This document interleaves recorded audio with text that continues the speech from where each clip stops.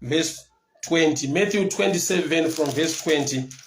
Matthew 27 from verse 20, and the Bible reads, Now the chief priests and the elders persuaded the crowd to ask for Barabbas and destroy Jesus. The governor again said to them, Which of the two do you want me to release for you? And they said, Barabbas.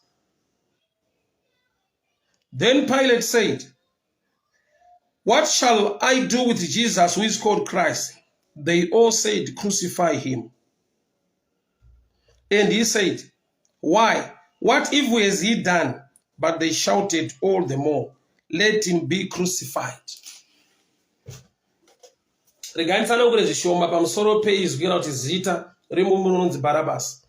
Barabbas, it means son of, like Bartimaeus, son of Timaeus. So means son of.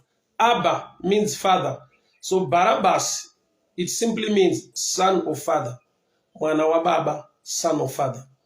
Jesu achida kuenda pamuchinjikwa, kwakamiswa murume unonzi Barabbas paside pake.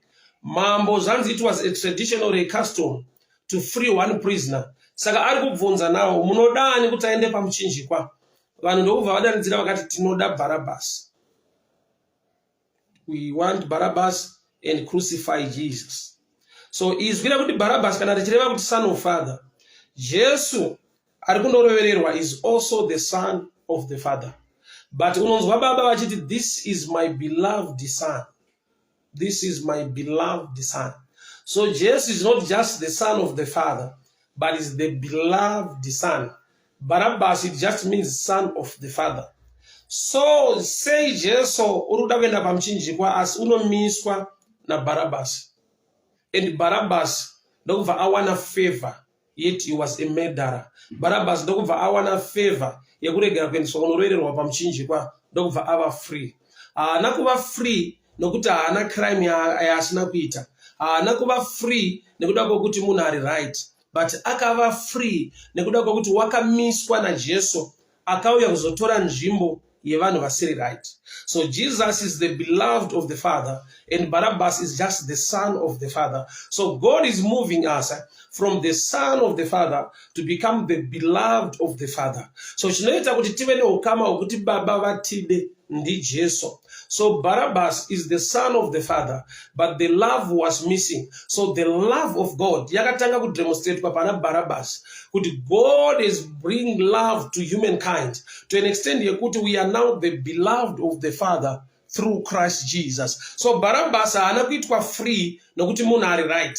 Barabbas haana kuitwa free nokuti aonekwa asina mhosva. Barabbas ari kuita free nekuda kwetradition, nekuda kwecustom yekuti panongovhotwa pochuzwa one anorovererwa anourawa, pochuzwa one anoitwa free. So the custom yaiva panyika ndo yaita kuti one ave free.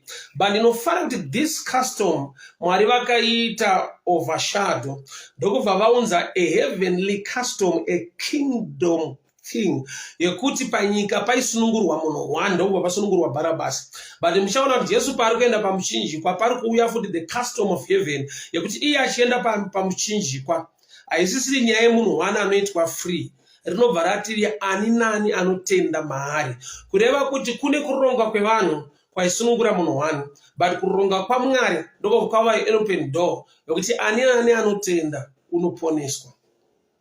So Barabbas favor yake number one, his name is son of the Father, mwana wa baba. But most of the Barabbas ndedze, he was rising against the Roman kingdom, trying to set people free in a way yekuti waita sekunge is against the government. But Jesu pauya now against the devil, the demon, ari kuya kuzoita set people free again. So Barabbas is a picture of human effort trying to set yourself free. Then Jesus is the mind of God to set people free. Haisi coincidence kuti murume ari kuvhoterwa nevanhu anonzi Barabbas. Zvinongoreva kuti mwana wa baba ari kuvengwa nevanhu is the beloved of the Father. So vanhu vari kuita sekunge, let's put it this way, vanhu vakaita era kuti vakavhotera tsotsi kuti ridzoke back vakati Jesu arovererwe. But ukazvitarisa nyaya iri pano haisi yemhosva, inyaya yekungoti vanhu vari kungonzi munodani vese vachipomerwa mhosva. So I want you to show this picture kuti Mwari akakuwanira nyasha, Mwari wakatotiwanira nyasha kureva kuti panzvimbo yekutambudzwa kwangu kuna akatora nzvimbo yangu. So the first man to be set free vanhu vese vasati vaitwa free was Barabbas, because it was through Jesus. Paakamiswa naJesu vanhu vakamuda vakavenga Jesu. I want to show you this picture. Vanhu vari kuda Barabbas kuti adzoke back in community, vari kuti Jesu ngaarovererwe. Barabbas akafungidzira kuti adiwa nevanhu, ndopaari kuita mistake. Ichokwadi vanhu vakavhotera Barabbas, but akada kuti Barabbas ave free ndiMwari, ndiJesu. So era yevanhu yekufarira Barabbas itori era, haisi nature yemunhu yekuti angafarire mhondi kana mbavha kudzoka back in society. That was an error, human error. But that error was pushed neprayer yemuGetsemane uye the will of God for Jesus to come down and die for humankind. Saka Barabbas akafungidzira kuti vanhu vamufarira is making a mistake. Vanhu vafarire mbavha, vanhu vafarire mhondi. Baba ndo vamufarira, Jesu ndiye akonzera kuti Barabbas ave free. So when you see things happening muupenyu, vanhu vachikufarira. When you see things happening, vanhu vachikuvhotera, vachikusimudzira in any area of life, know that the heavens has allowed it. Haisi nature yemunhu kuti zvomwe munhu zviite. Haisi nature yemunhu kufarira kuti zvako zviite. Haisi nature yemunhu kufarira kuti iwe usimudzirwe iye asina. Ukaona vanhu vakuita zviri beyond the nature of man, it simply means the grace of God ndori kuita act behind the scene. So munamato wangu newako mangwanani ano, we need to thank God. Toda kutenda Kristu Jesu. Zvizhinji zvatasangana nazvo muupenyu, zvimwe zvataona vanhu vachitiitira zvakanaka muupenyu hwedu, tikafungidzira kuti kuita kwevanhu, truly vanhu vanodawo kuappreciatwa nekutendwa vari kuita zvinhu muupenyu hwako. Asi behind the scenes wapedza kutenda vanhu, enda mucloset uti Mwari makanaka, Mwari makanaka, mutsvene makatendeka. Barabbas hauna kusunungurwa nevanhu, hauna kusunungurwa nevanhu, because these are the same people vakakurega uchisungwa, these are the same people vakakurega uchinogara kujere. Ukaona wabuda, wakunzi wafree, wamisa death sentence, it's all about him who came to die for humankind. So tapedza kutenda vanhu, taakuda kuenda mucloset toti Mwari makanaka, mutsvene makatendeka, mazviita enyu wenyasha, nekuti asirimi Mwari andaigona kusimudzirwa, asirimi Mwari andaigona kurarama upenyu hwandinawo, musirimi Jehovha andaigona kuachiva zvandakaachiva, musirimi Baba andaigona kuva vanomira neni muupenyu. Father, we thank you for your grace. We thank you for your favor. So it's not about human vote to set free Barabbas. It's about the mercy of God, for Jesus took the place of Barabbas. It's the love of God, not the love of man. Vanhu vangoshanda is a shadow picture, but behind that is the love of God.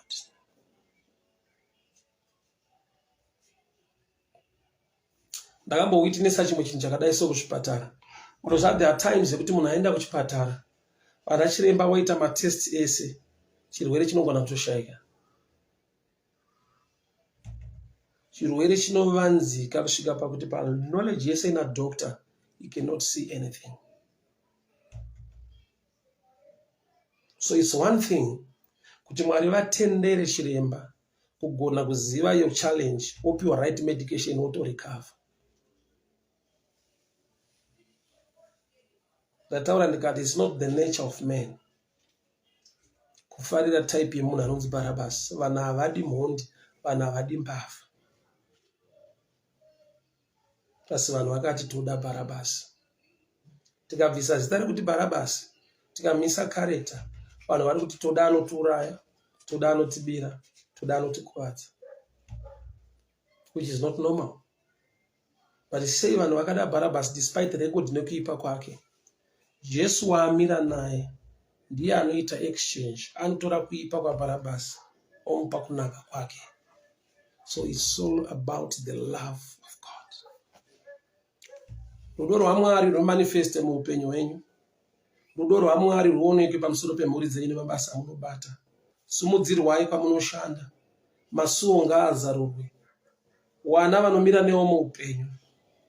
Asi uchiziva kuti asiri Jehovah, this is not the nature of man. This is the love and the grace of God. Mwari werugare vakuchengetei, Mwari wenyasha vakugonesei, Mwari wenyasha vakurwirei. So happy to see you online, guys. Join me tomorrow morning, same time, same platform. You can also send your airtime on my number so that we continue to broadcast my daily devotion prayer. My text at no share. It takes you for me to do it. It takes your love. It takes your understanding. It takes your love, for me to continue to broadcast. So you can be a partaker of this grace and of this live broadcast. My number 0772 914 701. You can send your data or your airtime on this number so I continue to broadcast my daily devotions. May the love of God manifest over your life in the mighty name of Jesus. Bye-bye. Thank you. God bless you. Bye-bye. Oi!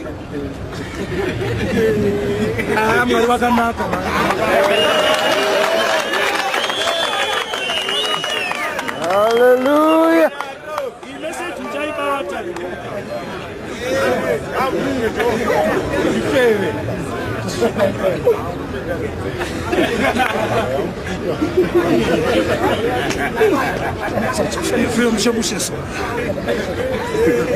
Matupa kandwa pasu. What race mshemushi? Akanzwa utatezvara vachapfuura vachinoveura makwai. Message iyoyo yakamutuma kuchinja mapfekero, dress renhamo nekudemba akabvisa, dhuku zvenhamo zvekubatwa maoko akabvisa, akapfeka sechifeve tumamasotop netumasketo ndokunogara musaidi menzira.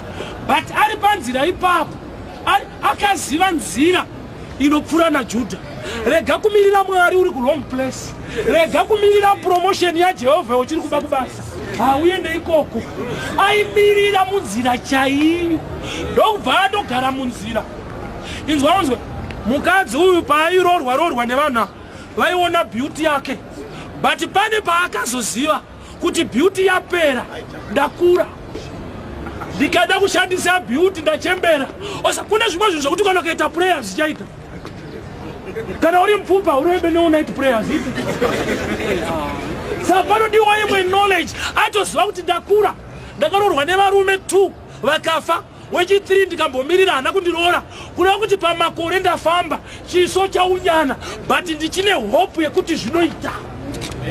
Hallelujah.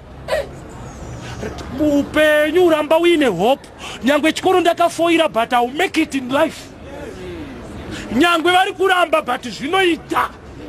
Glory. Bible zakati ndobva anogara musaidi menzira sechifeve. Zvanzi ndobva akavha face yake nekavheni. Ari kunyatsoziva kuti area iyi vakaiona. Hallelujah. Thank you, Jesus. Regard pone Jesu. Thank you, Lord. Anzwa kuti Judha akafirwa nemukadzi. Saka mukadzi ndofunga ari kumuda munhu akambogara nemukadzi. Face anogona kunga side. But nokuti ndiri mukadzi. Gara pasaidi penzira. Tsano vaida kumboti pfurei. Vakata face haina basa bandagarisa. Hallelujah.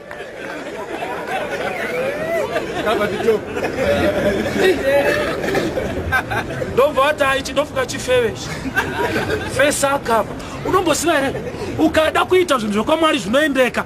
Don't move by sight, move by faith. Varaya uvhure ndangari zvinhu knowledge. Akaziva kuti ndikada kuona ndikazoonekwa akaziva face handibudirire. Chandakuita ndechekuti ndichavhara face yacho ndobva vhara fesi yake. Dzehumbavha. Judha achipfuura. Hallelujah. Varume, osa kune zvimwe zvinhu zvekuti munhu anogona kuzvisimbisa ai zvandabasa nazvo unenge usati wasvika pazviri.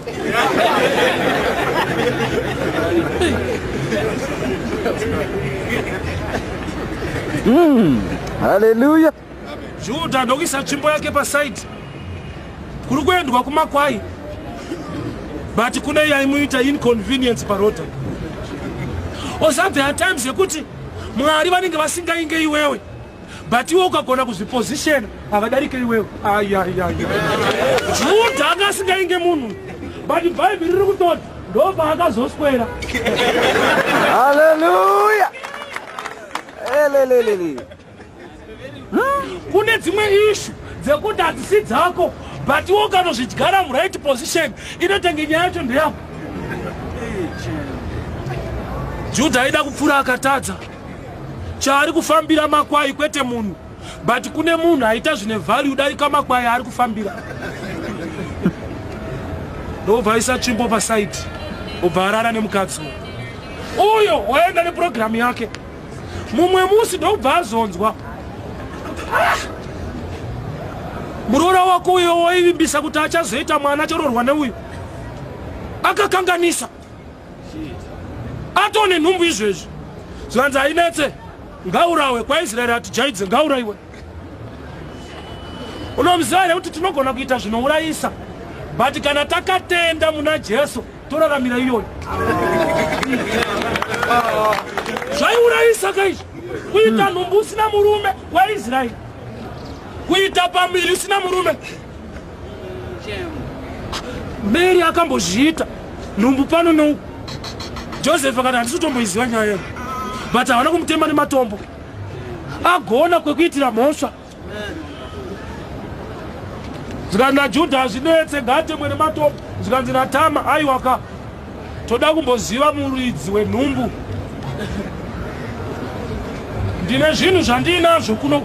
Unogona here kumboitawo zvinhu zvaMwari mulife yako?